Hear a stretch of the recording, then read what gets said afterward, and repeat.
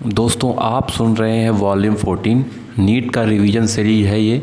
और ये पॉडकास्ट जिसमें 13 वॉल्यूम आ चुके हैं, 14वां वॉल्यूम आप अभी सुन रहे हो। डायरेक्ट हम लोग स्टार्ट करते हैं, बात करते हैं रूट की। रूट सिस्टम में हम लोग 2-3 रूट सिस्टम पढ़ते हैं, खास करके tap root system, fibrous root system और एडवेंटिशियस रूट सिस्टम। तो याद रखिएगा, जो फाइब्रस रूट सिस्टम होता है वो मोनोकाट में पाया जाता है, जो टैप रूट सिस्टम होता है वो डाइकॉट में पाया जाता है, और जो फाइब्रस रूट सिस्टम होता है वो बेटर होता है टैप रूट से, है ना, और उससे बेटर तरीके से वाटर और मिनरल का एब्जॉर्प्शन करता है।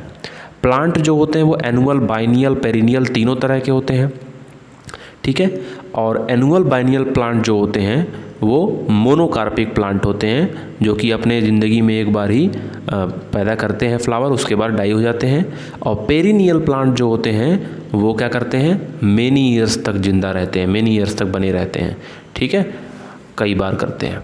और ये पेरिनियल प्लांट में अगर आपसे कभी कोई पूछ ले कि पेरिनियल प्लांट में कोई मोनोकार्पिक का एग्जाम्पल बता दो, क्या कोई कहे कि पेरिनियल क्या मोनोकार्पिक होते हैं, तो कह देना हाँ, इसका अच्छा एग्जाम्पल क्या हो जाएगा, बम्बू प्लांट हो जाएगा, ठीक है, और अगेव हो जाएगा, ठीक है। ये सब प्लांट जो है 100-100 साल तक रहते हैं। और बम्बू जो होता है जब 50 से 100 साल तक लगातार जीता, उसके बाद से फ्लावरिंग करना स्टार्ट करता है, और फ्लावरिंग करने के बाद इसकी डेथ हो जाती है, ठीक है, याद रखिएगा। इसके बाद से सिकोइया को हम लोग रेडवुड जायंट ट्री कहते हैं, जो कि जिम्नोस्पर्म का मेंबर है। और जिंकगो बाइलोब्बा जो होता है वो फॉजिल प्लांट होता है, ठीक है, ये भी जिम्नोस्पर्म का मेंबर होता है। साइकस, पाइनस, ये सब जिम्नोस्पर्म के मेंबर होते हैं, ठीक है। बैक्टीरिया जो होता है वो रूट के साथ एसोसिएट होकर नाइट्रोजन फिक्सेशन का काम करता है। ये एक रिलेशनशिप हमें देखने को मिलता है, सिम्बायोटिक रिलेशनशिप देखने को मिलता है, ठीक है। और हमें रूट नोड्यूल जो है देखने को मिलते हैं लेगुमिनस प्लांट में, लेगुमिनेसी फैमिली के प्लांट में जो है हमें यहाँ पे रूट नोड्यूल देखने को मिलता है। तो रूट नोड्यूल कहाँ प्रेजेंट होता है, लेगुमिनस प्लांट में प्रेजेंट होता है, चाहे वो पी हो, ग्राम हो, ग्राउंड नट हो, है ना। जो दालों की फैमिली होती है वो लेगुमिनेसी होती है, ठीक है। और सोलानेसी ब्रिंजल की फैमिली होती है, पोटैटो की फैमिली होती है। सोलानेसी का नाम सोलानेसी क्यों है, क्योंकि इसमें स्वैलोन प्लेसेंटा पाए जाते हैं, स्वैलो प्लेसेंटा पाए जाते हैं, याद रखिएगा, ठीक है। राइजोफोरा, है ना, राइजोफोरा जो प्लांट होता है वो प्लांट जो होता है फेमस है। और इनमें क्या होता है, पाए जाते हैं निमेटोफोर्स पाए जाते हैं, जो कि स्वैम्पी एरिया यानी कि सेलाइन मार्सी सॉइल में पाए जाते हैं। इनको हेलोफाइट्स भी कहते हैं। तो राइजोफोरा का एग्जांपल आप लोग याद रखना, इनमें क्या पाए जाते हैं, निमेटोफोर्स पाए जाते हैं, ठीक है। तो बम्बू प्लांट क्या हो गया, मोनोकार्पिक हो गया। कस्कूटा प्लांट जो होता है वो एक स्टेम पैरासाइट होता है, याद रखिएगा। कस्कूटा जो होता है, कस्कूटा यानी कि अमरबेल जो प्लांट होता है वो क्या होता है, एक स्टेम पैरासाइट होता है, और ख़ास करके ये ऑब्लिगेट स्टेम पैरासाइट होता है, ठीक है। अगर इतना कुछ बात कर रहा हूँ तो नेशनल ट्री की बात कर लेता हूँ। इंडिया का नेशनल ट्री मतलब इंडिया का क्या है, नेशनल ट्री क्या है, तो याद रखिएगा फाइकस बेंगलेंसिस, ठीक है, फाइकस बेंगलेंसिस, ठीक है। तो अब लोग आगे बढ़ते हैं। जो इंसेक्टिवोरस प्लांट होते हैं, ब्लैडरवार्ट, वीनस फ्लाई ट्रैप, ये सब क्या होते हैं, इंसेक्टिवोरस प्लांट होते हैं। तो याद रखिएगा, ये सब, इन लोग को आप हेट्रोट्रॉफ मत कह देना, इनको सेमी ऑटोट्रॉफ भी हम लोग यहाँ पे कहते हैं, ठीक है। और आगे बढ़ते हैं हम लोग। लीफ जो होती है वो सिंपल भी हो सकती है, कंपाउंड भी हो सकती है। अगर लीफ सिंपल है तो क्यों सिंपल है, तो याद रखना, लीफ सिंपल वो लीफ सिंपल कहलाती है जिसका जो लेमाइना होता है वो पूरी तरीके से इंटायरली होता है, और वो मिड रिप को नहीं छूता है, बीच वाले। और अगर मिड रिप को छू देगा और वो लीफ तमाम तरह के लीफलेट्स में कन्वर्ट हो जाएंगी, तो उसको हम लोग कहते हैं कंपाउंड लीफ। तो 2 तरह की लीफ होती है, simple leaf, compound leaf. Simple leaf में जैसे मैंगो देखते हो आप लोग, गुआवा देखते हो, बनायन देखते हो, तो ये सब किसके एग्जाम्पल हो जाएंगे, सिंपल लीफ के। और कंपाउंड लीफ का एग्जाम्पल क्या हो जाएगा, नीम, ठीक है, याद रखिएगा। नीम जो होता है वो कंपाउंड लीफ का बहुत अच्छा एग्जाम्पल है। नीम हो गया, रोज हो गया, ये सब कंपाउंड लीफ के बहुत अच्छे एग्जाम्पल होते हैं। अब स्टेम पे लीफ अरेंज होते हैं, कैसे अरेंज है, मतलब arrangement of leaf on stem, कैसे अरेंज हैं। कभी कभी आप लीफ देखते हो, दोनों पत्तियाँ, एक पत्ती इस बगल है तो इस जस्ट उसके अपोजिट एक पत्ती पाई जाती है। तो मतलब अरेंजमेंट ऑफ लीफ को हम लोग कहते हैं फाइलोटैक्सी। और ये 3 तरह की होती है फाइलोटैक्सी। अल्टरनेट होती है, अपोजिट हो सकती है, या एक होती है होल्ड, है ना। तो आप याद रखना एक बात, अल्टरनेट में आप एक फार्मूला याद रखना, CMS मतलब C मतलब चाइना रोज़, M मतलब मस्टर्ड और S मतलब सनफ्लावर। तो इनमें अल्टरनेट टाइप ऑफ फाइलोटैक्सी पाई जा रही है। अल्टरनेट पोजीशन में इनके लीफ जो होते हैं यहाँ पे अरेंज होते हमें नज़र आते हैं। और अपोजिट कहाँ नज़र आता है, जस्ट उसके इस बगल अगर लीफ निकली है तो जस्ट उसके इस बगल भी लीफ निकली रहेगी, तो ये अपोजिट फाइलोटैक्सी होती है। तो ये पाई जाती है कहाँ पे, तुलसी में यानी कि ऑसिमम, मदार में यानी कि कैलाट्रोपिस, और अमरूद यानी कि गुआवा में। तो यहाँ पे अपोजिट पाया जाता है, ठीक है। और फेलोटैक्सी जो होती है होल्ड भी होती है एक तरह की, है ना, जो कि एल्स्टोनिया में पाई जाती है, ठीक है, एल्स्टोरिया में, जिस है ना, और नेरियम में भी पाई जाती है। एल्स्टोनिया और नेरियम में होल्ड फाइलोटैक्सी पाई जाती है। देखो, राइस हम लोग खाते हैं, वीट हम लोग खाते हैं, मेज हम लोग खाते हैं, इन सब का क्या पार्ट खाया जाता है, तो याद रखिएगा इन सारे पार्ट में हम लोग इंटायरली पूरा सीड खाते हैं, मतलब पूरा एम्ब्रियो खाते हैं और एंडोस्पर्म खाते हैं। लेकिन कोई पूछ ले मैंगो में क्या खाते हैं हम लोग, मैंगो प्लांट में हम लोग क्या खाते हैं, ठीक है। तो आप में से कोई बताएगा मुझे मैंगो में क्या खाते हैं, गेस करो कि मैंगो में क्या खाते हैं। चलो ठीक है, मीज़ोकार्प खाते हैं। क्या खाते हैं, मीज़ोकार्प। और जो मैंगो होता है वो एक ड्रूप फ्रूट होता है। तो 2 ड्रूप फ्रूट के आप नाम जरूर याद रखना, एक कोकोनट और एक मैंगो। ये दोनों ड्रूप फ्रूट होते हैं, ठीक है। एक क्या होता है, मैंगो और कोकोनट दोनों किसके एग्जांपल हो गए, ड्रूप फ्रूट। और कोकोनट में क्या खाते हैं, कोकोनट में हम लोग एंडोस्पर्म खाते हैं, इंटायर सीड खाते हैं, समझ लीजिएगा, एंडोस्पर्म भी खाते हैं और इंटायर सीड हम लोग खाते हैं। यहाँ पर ये बात याद रखिएगा। इसके बाद से जो एप्पल होता है वो क्या होता है, एक फॉल्स फ्रूट होता है। तो फॉल्स फ्रूट के और एग्जांपल भी आपको याद है, कैसिव, है ना, स्ट्रॉबेरी, एप्पल। ये 3 फ्रूट का नाम आप याद रखना, फॉल्स फ्रूट होते हैं। इनमें थैलमस के अलावा भी ओवरी के अलावा भी थैलमस भी कंट्रीब्यूट करता है फ्रूट के फॉर्मेशन में, इसीलिए ये क्या होते हैं, फॉल्स फ्रूट होते हैं, ठीक है।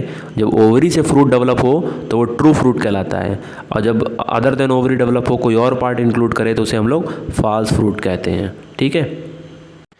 अब एक चीज़ आपको बता दूं, वेनेसन का नाम अगर आपने नहीं सुना है तो सुन लो। वेनेसन क्या होता है, जो लीफ में वीन्स और विनलेट्स होती हैं ना, इनका किस तरह से अरेंजमेंट हुआ है, इसी को हम लोग कहते हैं venation. The arrangement of veins and the veinlets in the lamina of leaf is termed as venation. तो ये बात याद रखना।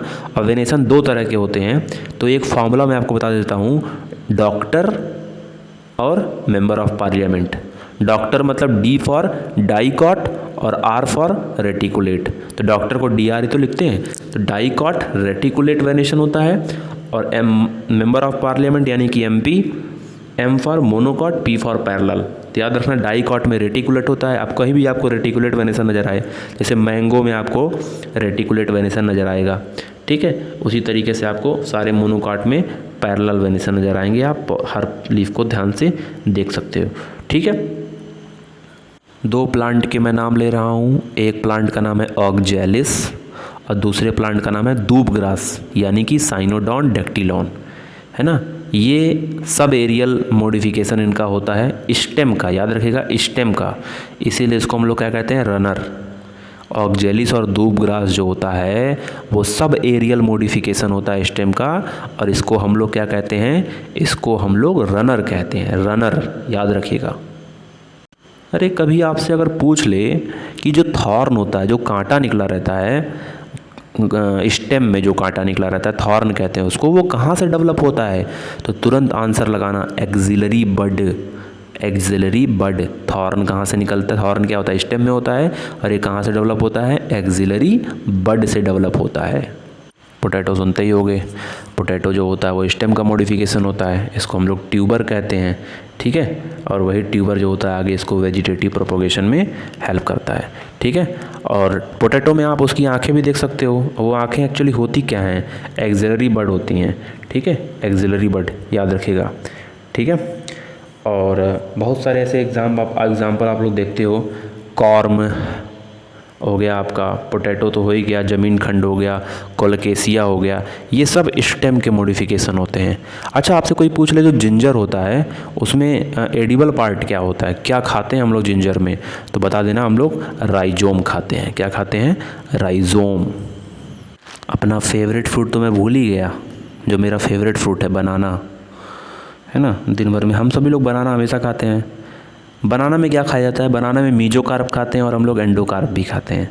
इस बात को आप लोग याद रखना, मीजोकार्प भी खाते हैं और एंडोकार्प भी खाते हैं हम लोग बनाना में, ठीक है। और कौन सा एग्जाम्पल आपको बता दें? बनाना तो बहुत कॉमन सा है, ठीक है।